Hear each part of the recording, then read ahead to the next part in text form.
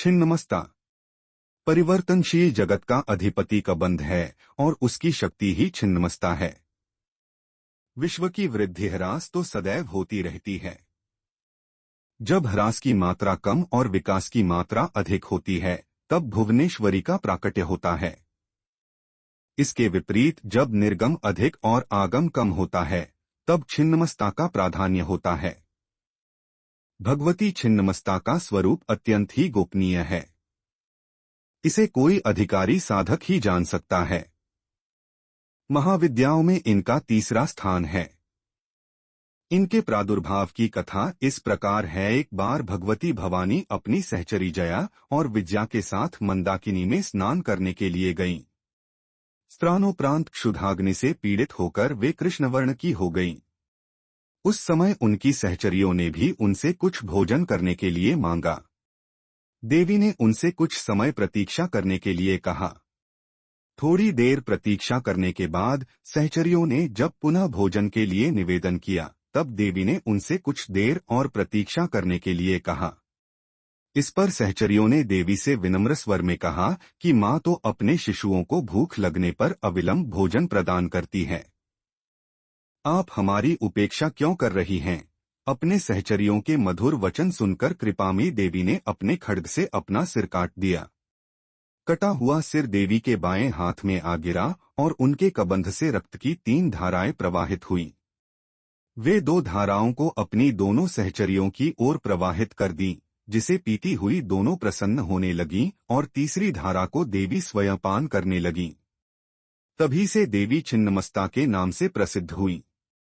ऐसा विधान है कि आधी रात अर्थात चतुर्थ संध्या काल में छिन्नमस्ता की उपासना से साधक को सरस्वती सिद्ध हो जाती हैं।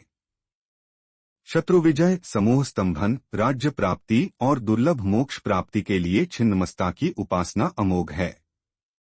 छिन्नमस्ता का आध्यात्मिक स्वरूप अत्यंत महत्वपूर्ण है। छिन्न यज्ञ शीर्ष की प्रतीक ये देवी श्वेतकमल पीठ पर खड़ी हैं। दिशाएं ही इनके वस्त्र हैं। इनकी नाभि में योनिचक्र है। कृष्ण तम और रक्त रज गुणों की देवियां इनकी सहचरियां हैं। ये 3 अपना शीश काटकर भी जीवित हैं। यह अपने आप में पूर्ण अंतर्मुखी साधना का संकेत है। विद्वानों ने इस कथा में सिद्धि की चरम सीमा का निर्देश माना है। योगशास्त्र में 3 ग्रंथियां बताई गई हैं, जिनके भेदन के बाद योगी को पूर्ण सिद्धि प्राप्त होती है। इन्हें ब्रह्म ग्रंथि, विष्णु ग्रंथि तथा रुद्र ग्रंथि कहा गया है। मूलाधार में ब्रह्म ग्रंथि, मणिपुर में विष्णु ग्रंथि तथा आज्ञाचक्र में रुद्र ग्रंथि का स्थान है। इन ग्रंथियों के भेदन से ही अद्वैतानंद की प्राप्ति होती है।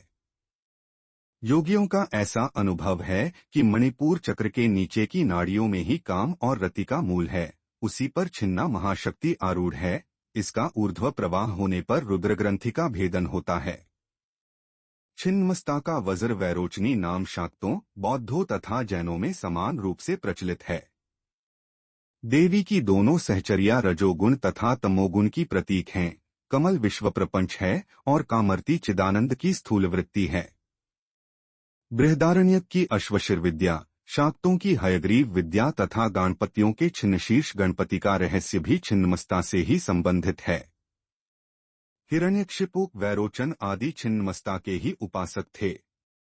इसीलिए इन्हें वज्र वैरोचनिया कहा गया है। वैरोचन अग्नि को कहते हैं। अग्नि के स्थान मणिपुर में छिन्नमस्ता का ध्यान किया जाता है और वज्रानाड़ी में इनका प्रवाह होने से इन्हें वज्र वैरोचनिया कहते हैं। श्री भैरवतंत्र में कहा गया है कि इनकी आराधना से साधक जीव भाव से मुक्त होकर शिव भाव को प्राप्त कर लेता है।